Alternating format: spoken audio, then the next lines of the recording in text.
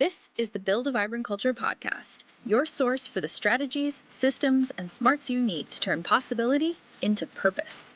Every week, we dive into dynamic conversations as our host, Nicole Greer, interviews leadership and business experts. They're here to shed light on practical solutions to the challenges of personal and professional development. Now, here's your host, a professional speaker, coach, and consultant, Nicole Greer. Welcome, everybody, to the Build a Vibrant Culture podcast. My name is Nicole Greer, and they call me the Vibrant Coach. And I've got another amazing vibrant guest on the show today. Let me introduce you to Dr. Jaime Goff. She is the author of The Secure Leader. And look what she sent me in the mail, hot off the presses, a brand new book that helps leaders embrace authenticity, purpose, and inner clarity at work. And don't you want that? Yes. She is the founder of the Empathetic Leader LLC, where she specializes in helping leaders unlock their full potential through executive coaching, insightful workshops, and thought provoking keynotes. With her unique blend of expertise in psychology and leadership development, Jaime helps individuals and teams navigate their toughest challenges, build this amazing thing we all need in this wild, wonderful world, which is resilience, and help everybody have transformative growth. So, welcome to the show, Jaime. I'm delighted you're here. Thank you for having me, Nicole. I'm excited to be here. Yeah. And so, this book, The Secure Leader, first of all, beautiful color. Oh. I mean, I love it. The subtitle is really important, though. It says, Discover the hidden forces that shape your leadership story and how to change them. Yes. So, as I began reading the book, it talks a lot about how humans love stories and how we are telling ourselves stories all the time. So, will you kind of tee us up about why you focused on story? Yeah, absolutely. I just think a story is a really relatable metaphor for people. And so, we can talk about neural pathways or, Oh, let's do it. I love neural pathway talk. Let's do it. So neural pathways, stories, I'm just kind of using stories to describe, our neural pathways because often those pathways are formed and really embedded in our brains based on the stories that we tell ourselves and over and over and over again. And as humans, that's how we make sense of the world. We make sense of our experiences and of the world. We assign meaning and we tell stories to ourselves and to others about what's happening around us to explain what we're seeing. And so that's kind of why story. And I think that many of us have kind of background scripts, if you will, running in our brains and in our mind all the time. The challenge is that sometimes we're not aware of what those scripts are that are being played. And because we're not aware, then we don't understand how those scripts and stories might be impacting how we're showing up in the world. And for me specifically, as leaders. Yeah, that's fantastic. Yeah, and here's the thing about becoming a leader, it's messy. And so all so all these things happen to you as you're learning to be a leader. And I don't know what your story is, Jaime. Maybe you could share, but like the first time I got promoted to be in charge of people, I was like really young. They're like, "Let's you be in charge," and I'm like, "Okay," I mean, and that was the end of it. And of course, I made mistakes and frustrated people, I'm sure, but I was trying my hardest. I do think so. But like all that stuff kind of adds up and creates those neural passageways. Is that what you're talking about? Yeah, exactly. And same experience for me. And, I became a leader so I was in higher education in a university setting and on the academic side of things. And I think I have to think back on this. I think I may have been 30, maybe 30 or 31 when I was asked to step into the role of department chair. Whoa. I think it was, hopefully someone saw something in me, but it was of course, talent, I was the only option, skill. Right? Like I was the only option, let's be honest. There's her story. Don't miss that. There you go. Back then. Now, I'm like, oh no, yeah, I had it. Right. But, and no training. There's no real leadership training, or at least there wasn't back then. Not in higher education, especially. And I just remember that was it is a challenging transition. And one of the things that really kind of brought this awareness of, something's going on in terms of what I'm telling myself that might not be the most helpful is I had, for the first time, of course, an executive assistant.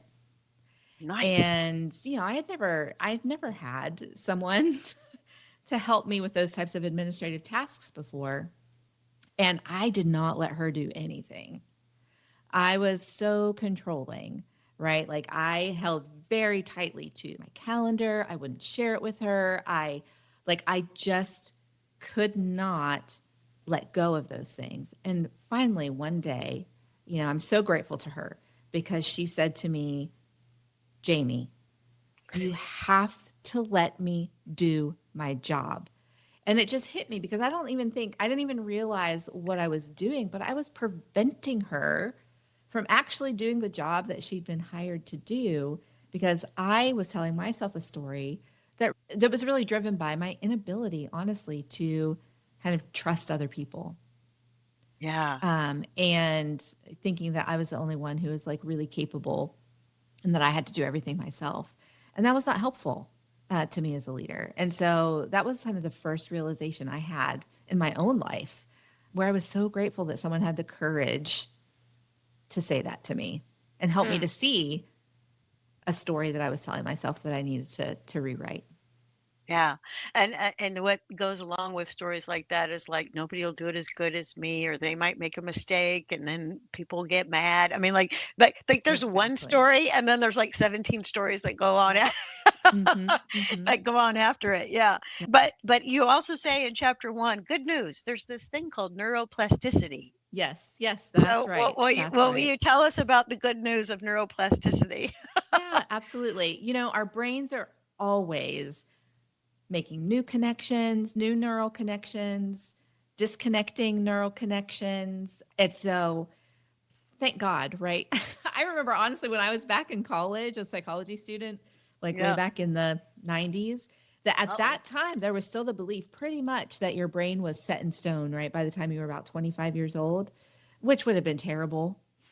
Oh my gosh, I'm really? so glad For that's real. not, yeah, I like my 59-year-old brain better than my exactly, 25-year-old brain. exactly. Thankfully, we now know that that is not the case and that our brains are neuroplastic. And so we always have the ability to rewrite those scripts, rewire our neural pathways. We don't have to just blindly follow those patterns that have been embedded. And so, yeah, such good news that there are things we can do to rewire ourselves. Yeah, that's good. Are you ready to build your vibrant culture? Bring Nicole Greer to speak to your leadership team, conference, or organization to help them with their strategies, systems, and smarts to increase clarity, accountability, energy, and results. Your organization will get lit from within. Email her at nicole@vibrantculture.com. And be sure to check out Nicole's TEDx talk at vibrantculture.com. So that is so crazy, Jamie, because this morning I was just having a conversation with somebody and they were telling themselves a story. And I think this is a good demonstration for our listeners here Yeah. and our watchers. This person said, well, I'm going to go into that meeting and they're going to tear me apart. And I was like, really? Tear you apart? You know? Like limb from limb, Right, right? right. And then I was like, oh, she needs a coach. So I'm gonna ask her powerful questions right here. I'm like, what makes that a possibility? What are you gonna tell them in the meeting? You know, it's like I was like asking her powerful questions. And she's like, well, I'm just scared. And the name Mm, of Jamie's book, Don't Miss Everybody, is The Secure Leader. I mean, like she's protecting herself yeah. before anything Mhm. has ever happened. I mean, that's the kind of Yeah. stuff we're talking about here, right? Yeah. No, exactly. Exactly. And the thing with these stories that we tell ourselves is that, like, as I talk about in the book, many of those are developed very early on in our lives, in early childhood, even based on interactions that we have with our caregivers. And then, of course, it's also based on interactions we have with other people throughout our lives. But the messages that we pick up and hear and really download into our brains when we're very young are incredibly powerful. And typically, that type of story of, oh, they're going to tear me up in this meeting. And like you mentioned, it's based out of fear and it's self protective. Mm-hmm. When we're young, those stories sometimes make sense. And then the behaviors that flow out of them, because they are protective and they might, for some people, be how they survive in their particular environment or in their context. When we're small and we don't really have the same type of cognitive capacity to really think through the situation and what's happening. And so it makes sense that those are the types of things we tell ourselves and then, behave in a certain way based on that. But there comes a point at which if you're not aware that that is simply a story, it becomes a barrier, Mm, right? And it's no longer useful. There comes a point at which some of those stories are no longer useful to us. right. And in order to really flourish ourselves as individuals and to help our teams flourish, we need to start changing the stories that we're telling ourselves. Right, right. And I just want to read this little part of the book. It's on page 11, and the chapter is called Your Brain Needs a Story. Okay, so your brain loves stories. Like Jamie said, the neural passageways, the connections in your Mhm. brain. But with this book, the goal is to embrace option one, making a commitment to update your predictions. So instead of that gal thinking they're going to tear me apart, she could say, they're going to Mhm. love what I'm going to show them. She could choose a Exactly. different frame, a different story. And Jamie says, as you work through these exercises, so that's the other thing I love about your book is that it's not just telling me stuff. It's like, here, think about this, do this, fill this out, right? And so I think Mhm. that's really Yeah. important. And if you do that, Jamie claims we're going to help you get a deeper understanding of your own story and all the emotions and thoughts and behaviors that come along with it. You'll develop more space in your story for challenges, stress, and ambiguity. And I do want to talk about ambiguity for a second. Gain more clarity, experience newfound joy. How many of y'all would like to be happier and be able to achieve a highly desirable business outcome? And that business outcome just might be your promotion, your future, your career path, right? All those Yeah. things. So I think it's important that people do this work, that they examine their stories. Yeah. Yeah. Because, yeah, without examining them, they are very powerful. And you're just living according to a story that, like I said a minute ago, may not be useful to you at all. Mhm. It may actually be hurting you. Yeah, absolutely. Yeah. And so you say in there that it'll develop more space in your story for challenges, stress, and ambiguity. The reason why I wanted to kind of poke on that Mm, word ambiguity, because first of all, it's yeah. fun to say ambiguity. And so ambiguity means like the unknown, right? And I do a lot of change management work with people, and I bet you do too, Jamie. And people just really don't like not to know. Mm-hmm. Yeah. Yeah. No, that's true. And that's a big stumbling block, and I have this Hmm. assessment that I have people take, and one of the parts of it is about how do you deal with ambiguity, and people just do Hmm. terrible. They rank themselves so low. They're like, "No, I must know what's going on." Mm, There's a lot of fear around not knowing. yeah. So when people are thinking about examining their stories, they're like, "Do I wanna know what my stories are?" They might not wanna know, or they wanna know. So what are your thoughts Yeah. about ambiguity and these stories?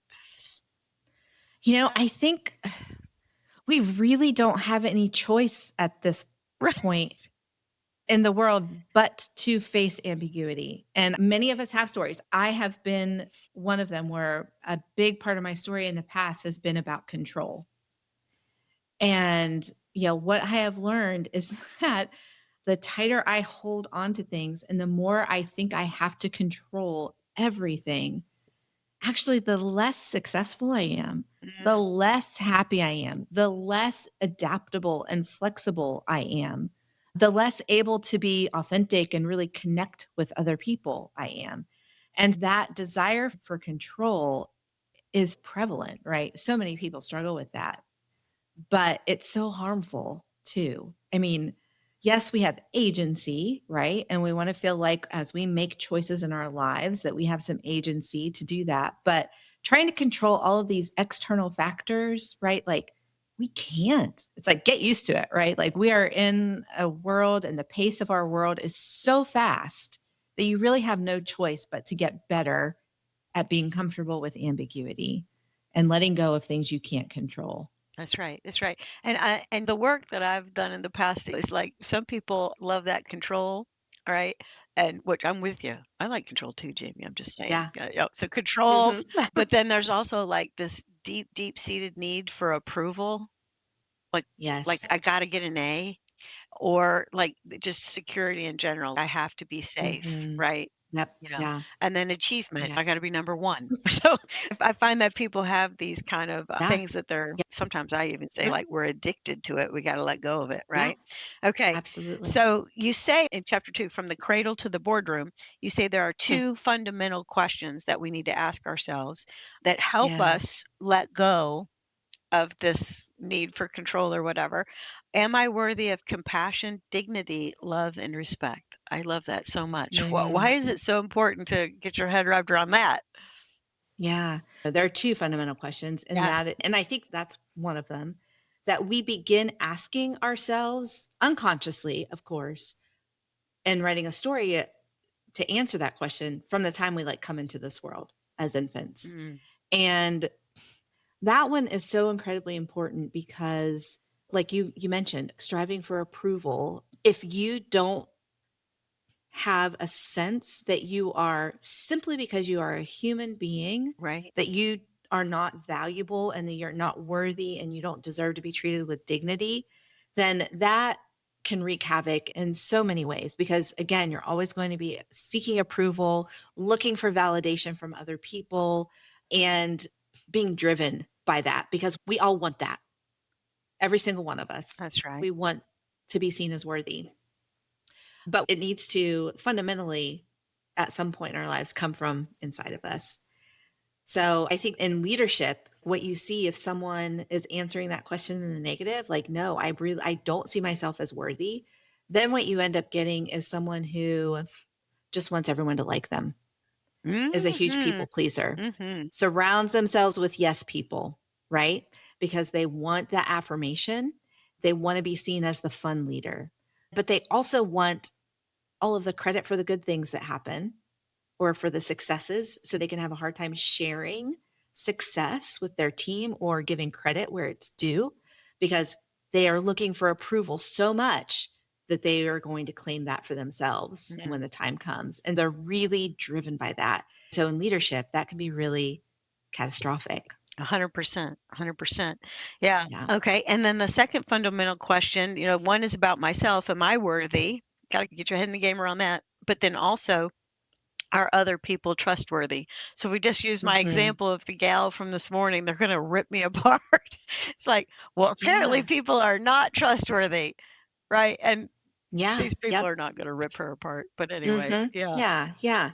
And I mean, think about that in leadership, right? If you start from a place where you just fundamentally distrust other people, Mm, then how effective are you going to be at delegating or empowering others, at really growing and developing your team? You're probably not going to do a great job with that because the core beliefs around that question, if you're answering that in the negative, they're often things like, I can only count on me. I'm the only person that can do anything right, right? Like I'm the only one I can count on to get this done. And so that also can be really challenging in leadership. yeah, for sure. For sure.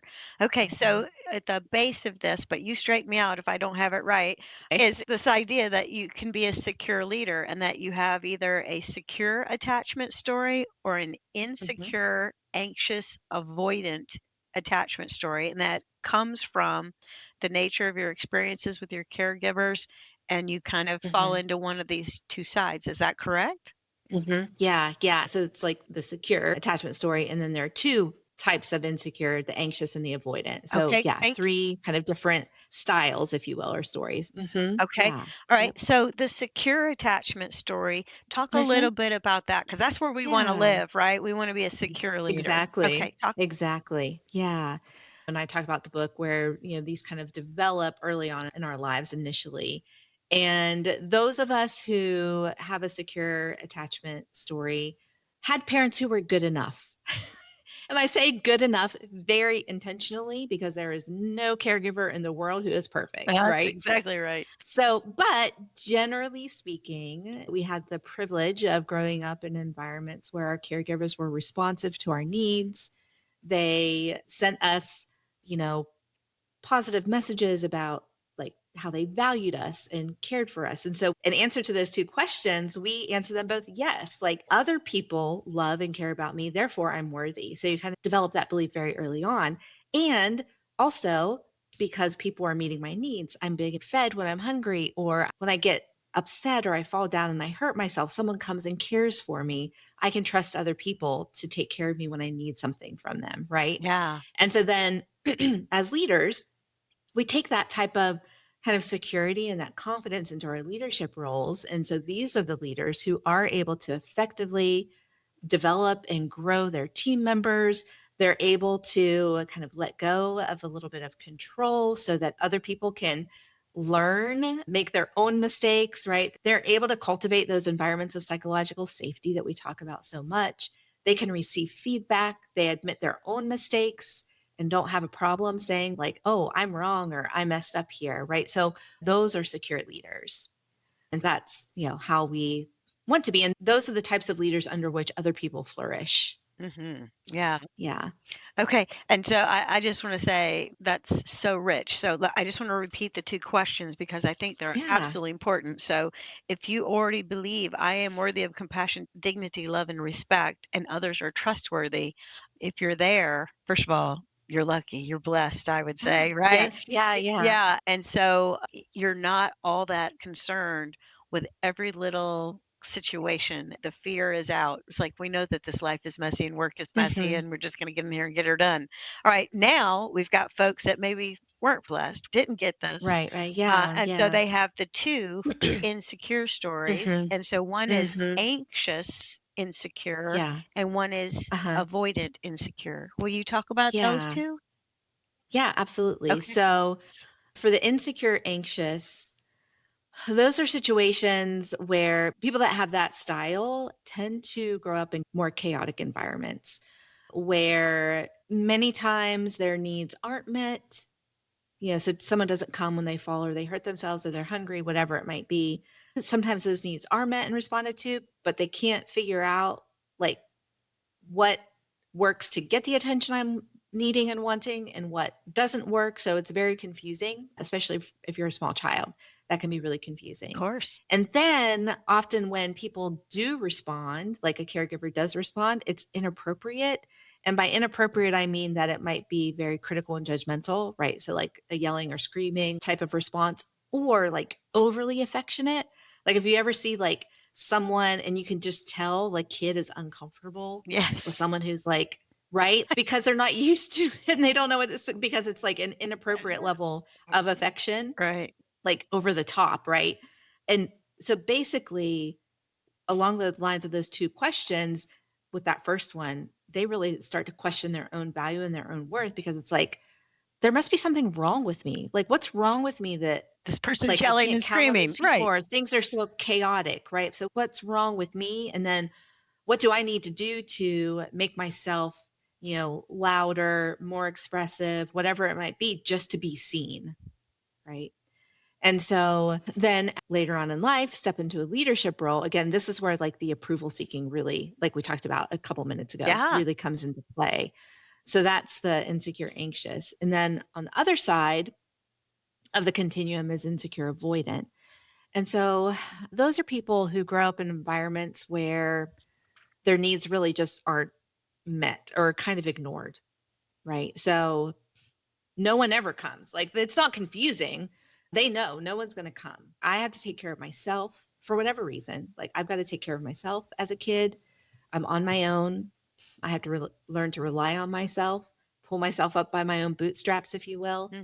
And so what happens then is that those people, they often end up suppressing emotion a lot because it's about control, right? It doesn't do any good to show emotion because no one responds to it anyway. So I'm going to suppress emotion. I want to maintain control. These are often like those who become like real perfectionists, overachievers, right? Because like it's me. I can only count on myself. So then that's where in leadership you get the behaviors where can't delegate to other people, can't let go of things, don't do a good job of developing and growing others. And also because of the perfectionism, have a really hard time admitting mistakes. So don't ever want someone to see like my own personal failures. So don't create an environment of psychological safety in their teams.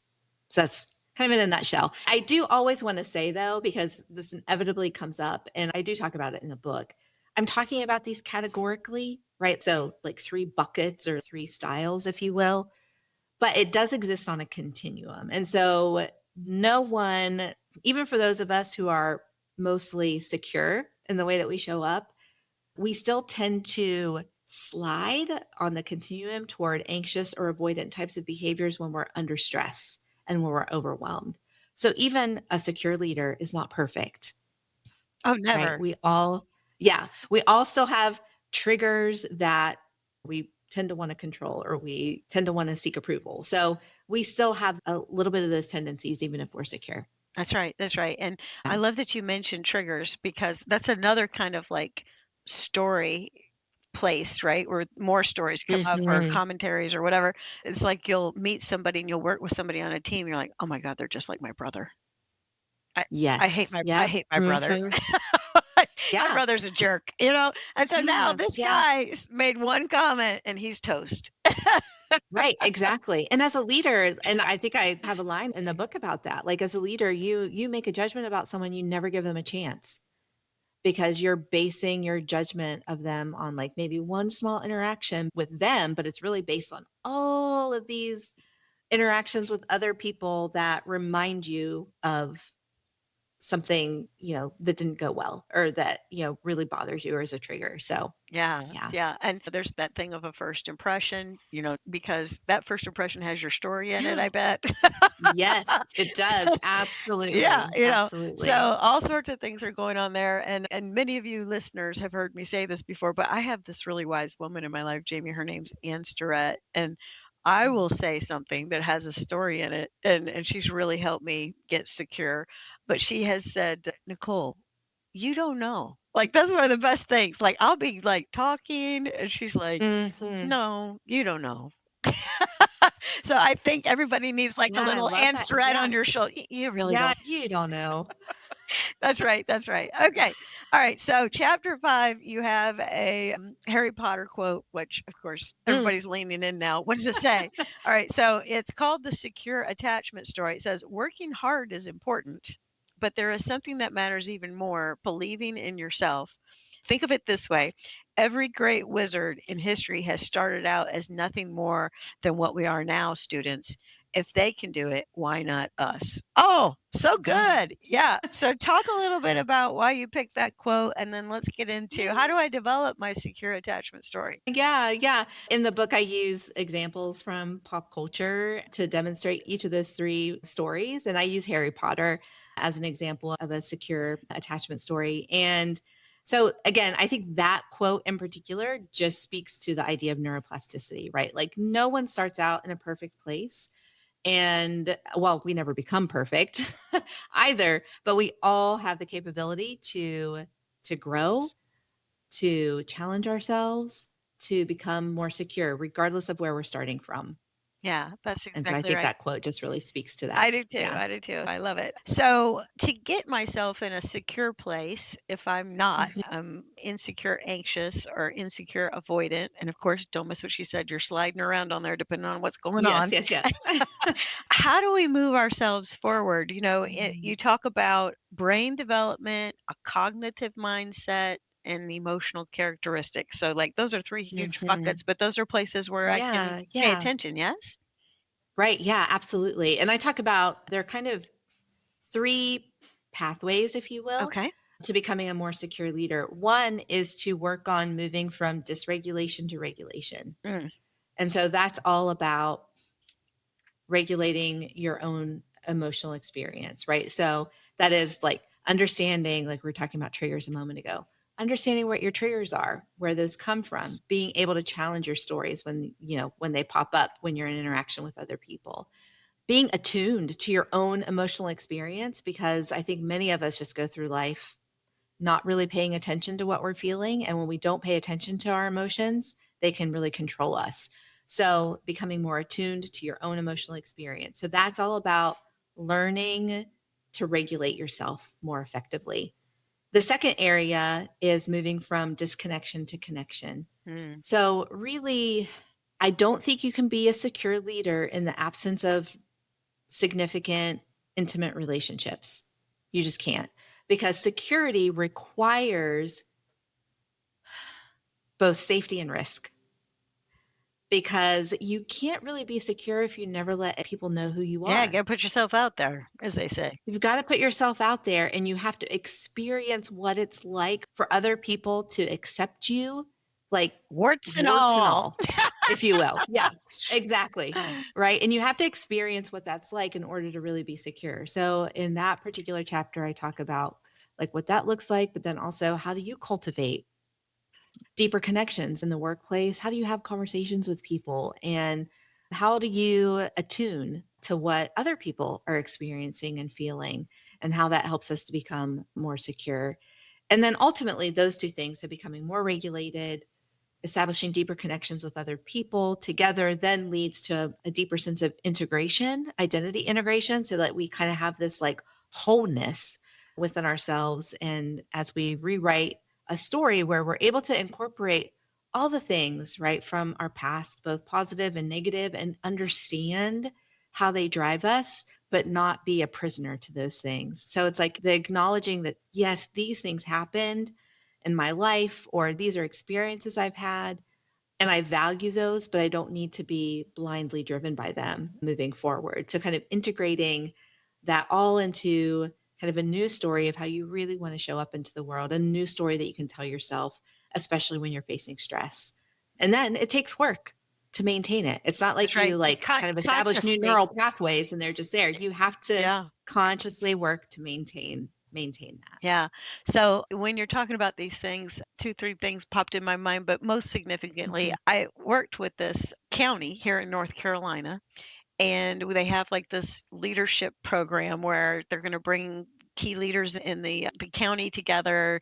They're going to do leadership development, but they're going to do a great project to support their county. So, long story short, Jamie, was doing this exercise, which I absolutely love, which might actually go nicely with this. It's called Vibrant Identity, but you write down like in the one circle everything that you got when you popped on the planet. Here's my story. Like, this is all the stuff I got when I got here. And then the next circle, I have them put in there the good choices I've made. And the reason why I don't explore the bad choices is because I'm trying to take people up the feeling scale, as she's talking about, Right. regulating up the feeling scale, right? Yep. And people are amazed at the great choices they've made. Like every single choice, you're like, that was a good choice. And then in the middle, I have them put like who you are at the core. Well, long story short, I had this gentleman who worked for a CPA firm. And he stood up there and like he's got on his loafers that have tassels, and he's got a really nice crease down the front of his khakis, and he's got on his blue shirt that, probably would stand up on its own from the dry cleaner. And he gets up there and he starts telling us that he was born in a meth house. And we were like, wait, what?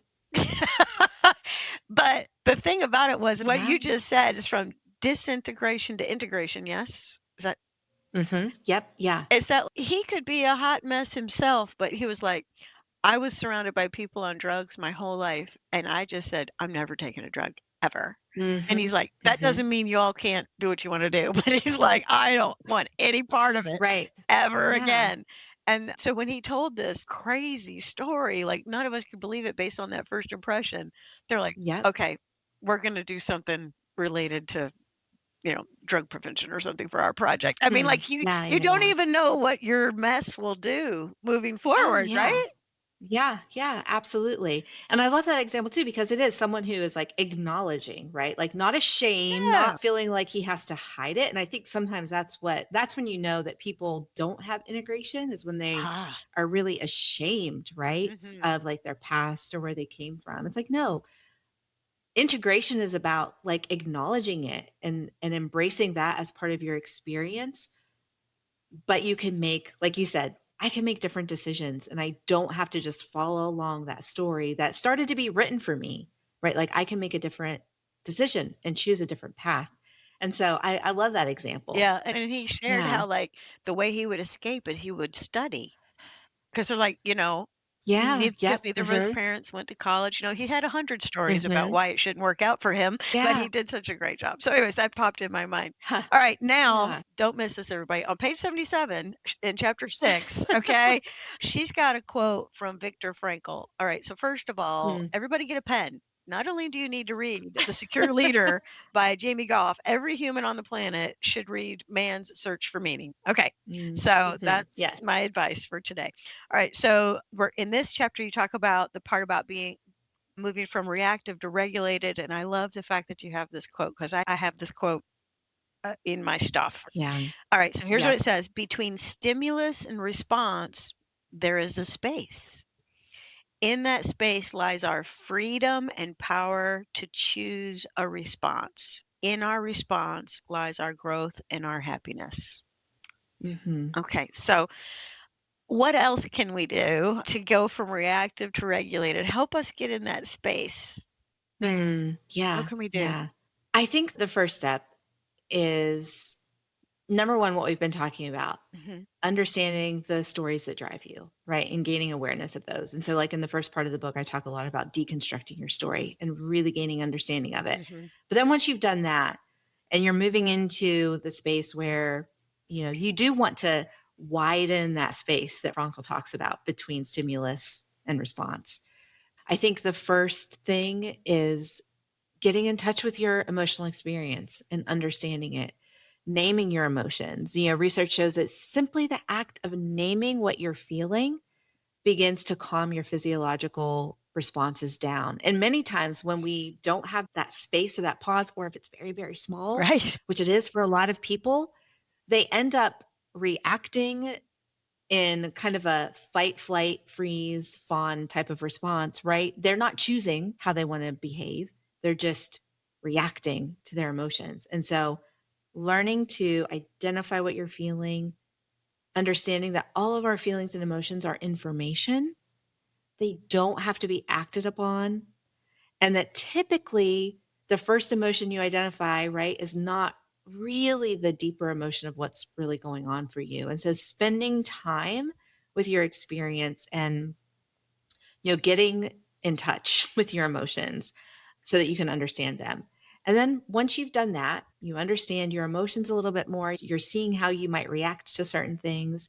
Then it moves into, now let's really focus on identifying what are the things that really trigger me, right? So like you used the example of like my brother, right? Like Right. Oh my my goodness. brother triggers me.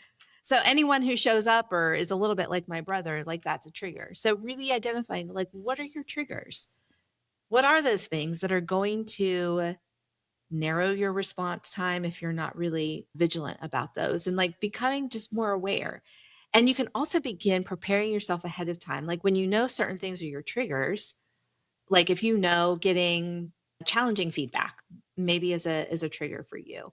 Well, if you're going into a performance conversation with your boss, then there's some things you can do ahead of time to like put yourself in a space where you're better able to receive that. So identifying your triggers and how you can prepare yourself to face them, things that you can do to regulate yourself. So that's different for everybody. For some people, it is things like meditation or prayer or deep breathing. For others, it might be exercise or taking a walk or, whatever. There are a number of things you can do that can really help to regulate your stress responses more effectively.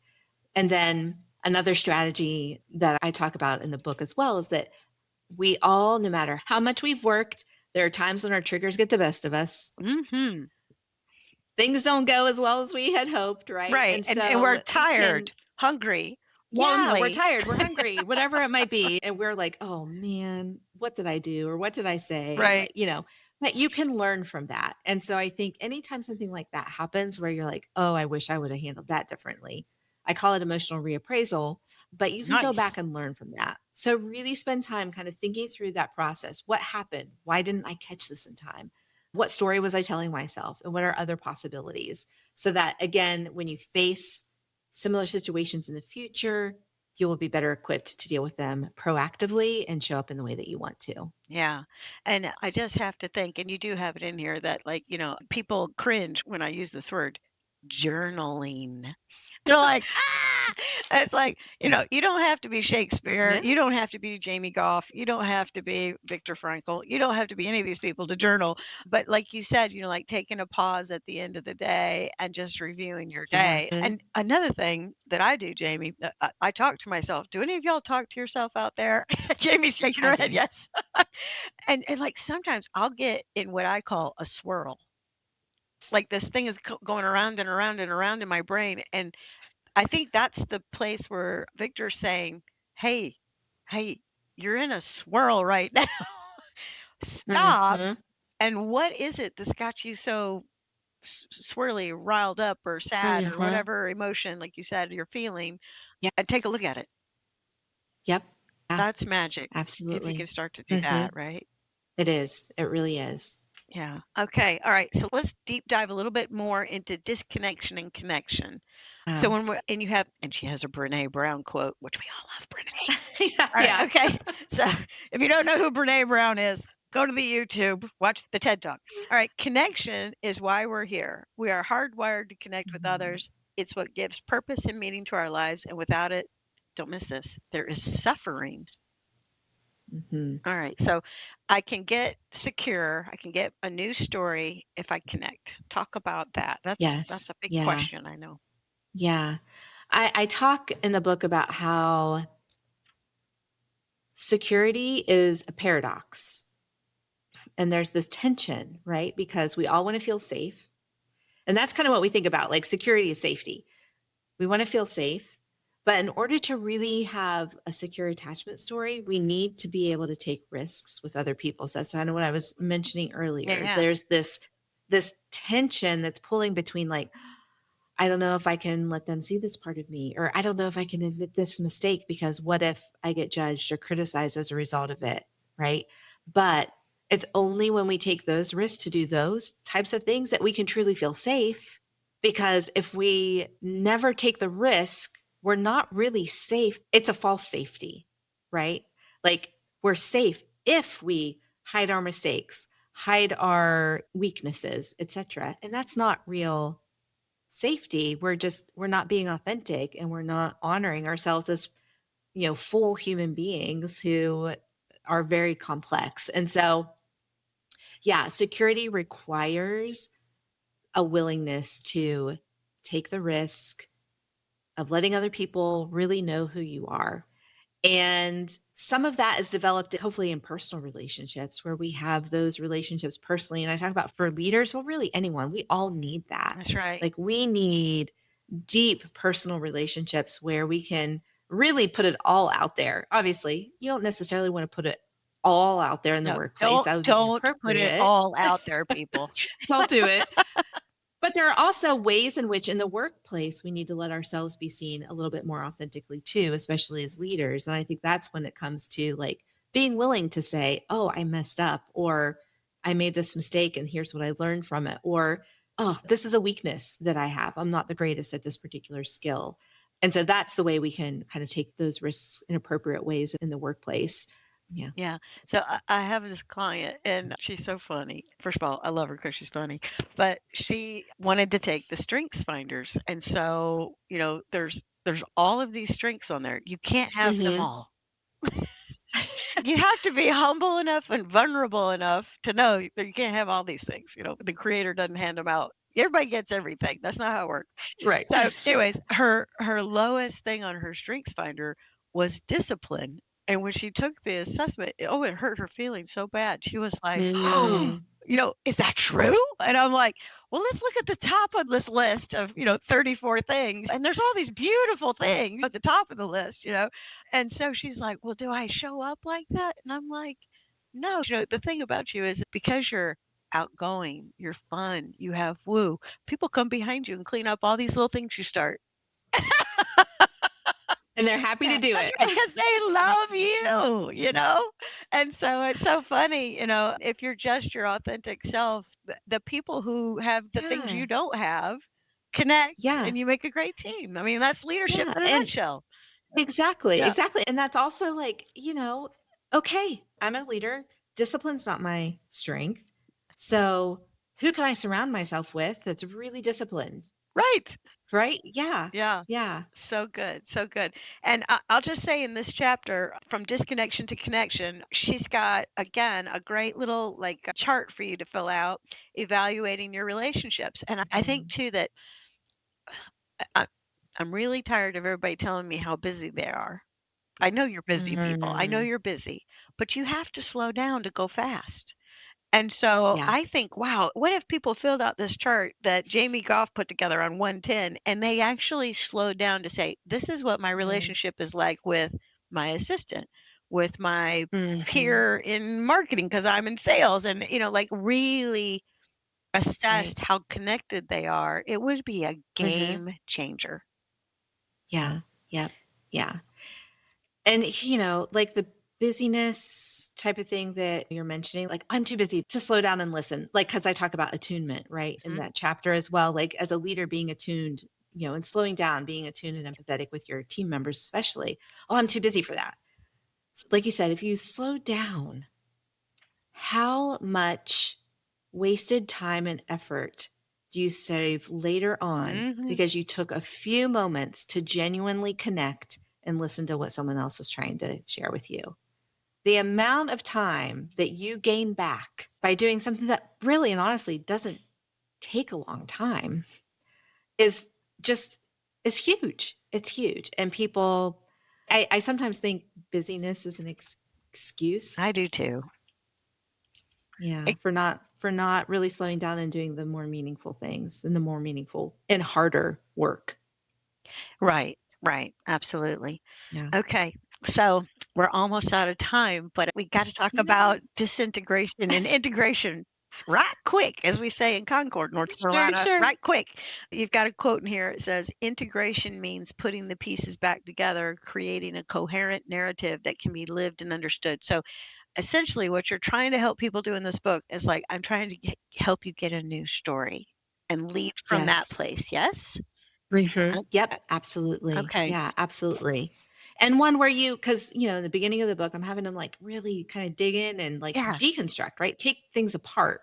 Well, you can't deconstruct something and leave it there, right? You need to put it back together. And like the example of the man you were talking about earlier Yeah. who was born in the meth house. And so just kind of, yeah, taking those pieces, taking the time to put them back together and really think about how everything you've experienced in your life is incredibly valuable and how it can be used in a positive way as you step into leadership and as you continue in leadership and how it can help you be a more effective leader. Yeah, fantastic. Yeah, so on page 138, she talks about writing your new leadership story. So if you've done all the homework, like, Yep. you know, I think this is a book you could look through it to see what you got coming your direction, but I think like you got to go step by step. Is that right? Yeah, it really is. And that's the way it's designed. It's not a long book, No, not at all. Of right? So you can read through it fairly quickly. course.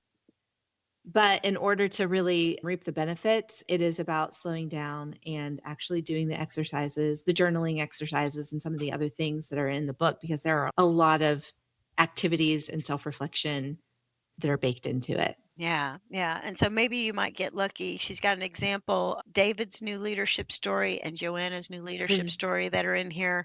So, Jamie's not coming over to the house, but she will hold your hand as you go through the that's Secure right. Leader, That's right? right. Okay.